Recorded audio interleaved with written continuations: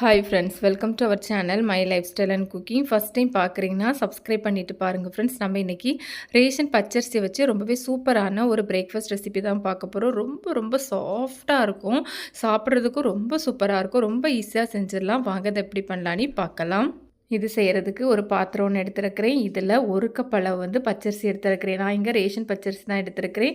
நீங்கள் எந்த பச்சரிசி வேணாலும் எடுத்துக்கலாம். இதை ஒரு 3-4 நேரம் நல்லா கழுவி தேவையான அளவு தண்ணி சேர்த்து நான் இப்போ இதை வந்து ஒரு 3 மணி நேரம் நான் வந்து ஊற வச்சுருக்கிறேன். இப்போ இதில் இருக்க தண்ணியை ஃபில்ட்ரு பண்ணிவிட்டு அரிசியை மட்டும் தனியாக எடுத்துருக்கிறேன். இப்போ இதை வந்து ஒரு மிக்ஸி ஜாருக்கு வந்து மாற்றி எடுத்துக்கலாம். அடுத்ததாக இது கூடவே நம்ம அரிசி எடுத்த அதே கப்பில் 3/4 கப் அளவு வந்து துருவின தேங்காய் சேர்த்துக்கலாம். கூடவே ஃபஸ்ட்டு வந்து 1 கப் அளவு தண்ணி சேர்த்து நம்ம இதை வந்து அரைச்சி எடுத்துக்கலாம். நம்ம வந்து அரிசி அரைக்கும்போது ரொம்ப ஃபைனாக அரைக்கக்கூடாது. இந்த மாதிரி கொஞ்சம் வந்து திருத்திருப்பாக இருக்கணும். உங்களுக்கு பார்த்தா தெரியும். இந்த மாதிரி ஒரு கன்சிஸ்டன்சியில் தான் அரைச்சி எடுக்கணும். அப்போ தான் நமக்கு வந்து இந்த ரெசிபி வந்து ரொம்பவே பர்ஃபெக்டாக வரும். இதை வந்து ரொம்ப கவனமாக பார்த்துக்கோங்க.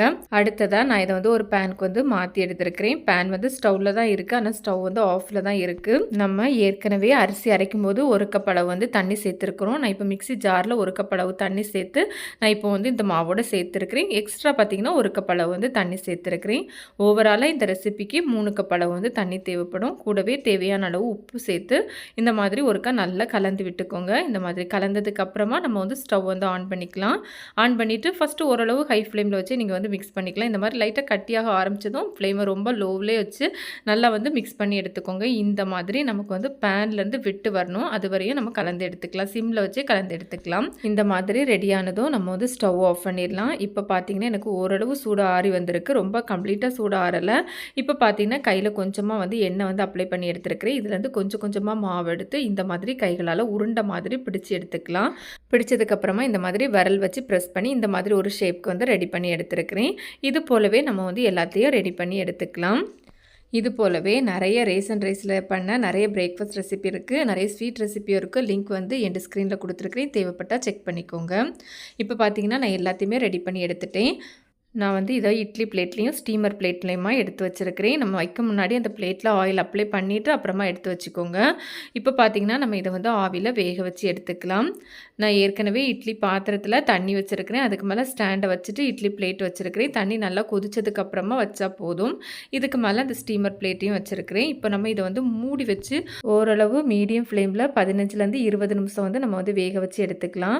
எனக்கு பார்த்திங்கன்னா இப்போ 20 நிமிஷம் ஆகுது. நான் ஓப்பன் பண்ணியிருக்கிறேன். நல்லாவே வெந்து வந்துட்டு வேணால் உங்களுக்கு வந்து ஒரு கத்தி வந்து இன்சர்ட் பண்ணி பாருங்கள் ஒட்டாமல் வருதான்னு. பார்த்தீங்கன்னா வெளியே எடுத்து வச்சுருக்கிறேன். ஓரளவு சூடு ஆறிட்டு இந்த மாதிரி நம்ம கைகளால் எடுக்கிறதுக்கு ரொம்ப ஈஸியாகவே வந்துடும்.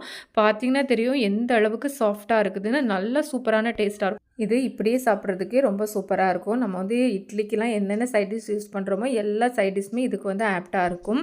தக்காளி சட்னி, தேங்காய் சட்னியோட சேர்த்து சாப்பிட்றதுக்கும் ரொம்ப சூப்பராக இருக்கும். நான் வந்து இது வந்து டிஃப்ரெண்ட்டாக ஒரு மெத்தடில் பண்ணியிருக்கிறேன். இப்போ பார்த்தீங்கன்னா ஒரு பேனில் வந்து ஒரு டேபிள் ஸ்பூன் அளவு வந்து எண்ணெய் எடுத்துக்கலாம். எண்ணெய் நல்லா சூடானதுக்கப்புறமா 1/2 டீஸ்பூன் அளவு வந்து கடுகு சேர்த்துக்கலாம். இது கூடவே 1/2 டீஸ்பூன் அளவு உளுந்தம்பருப்பு சேர்த்துருக்கிறேன். நல்லா வந்து பொரிஞ்சு வரட்டும். அடுத்ததாக இது கூடவே 1 டீஸ்பூன் அளவு வந்து எள்ளு சேர்த்துருக்கிறேன். இது ஆப்ஷனல் தான், இருந்தால் சேர்த்துக்கோங்க. நான் இங்கே கருப்பு எள்ளு வந்து சேர்த்துருக்கிறேன். அப்புறமா கொஞ்சமாக கருவேப்பிலை இதெல்லாம் சேர்த்து நல்லா தாளிச்சதுக்கப்புறமா 1/2 கப் அளவு வந்து துருவின தேங்காய் சேர்த்துருக்கிறேன்.